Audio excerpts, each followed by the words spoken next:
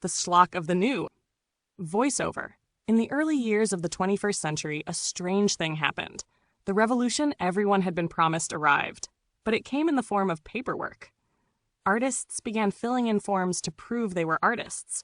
Institutions began measuring diversity in spreadsheets. The word radical was replaced by funded project. And beauty, that ancient troublemaker, was quietly escorted from the room. Cut to archive footage of a press conference. A smiling curator speaks about inclusivity in the arts while champagne flutes are passed around. The bureaucrats of the beautiful had discovered something extraordinary, that you could control imagination by pretending to manage it. That censorship, properly rebranded, could sell tickets. That exclusion could be marketed as empowerment. They called it the new. But it was not new. It was SCHLOCK, the latest upgrade of the same apparatus that had always ruled culture. Nepotism with a conscience, fascism with a Facebook page. Cut to slow zoom on an exhibition label reading, "Made possible by the generous support of our partners." The cultural class became the clergy of the algorithm, performing benevolence, enforcing silence, trading insider access like futures on the stock exchange of moral virtue.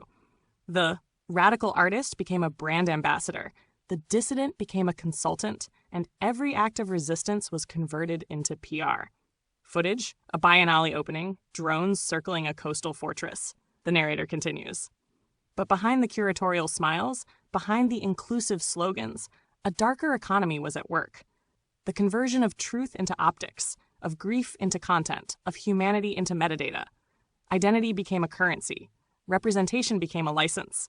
And the so-called woke became the zombie custodians of their own surveillance. They believed they were awakening, but they were only synchronizing. Cut to slow-motion footage of people staring at their phones in an art gallery.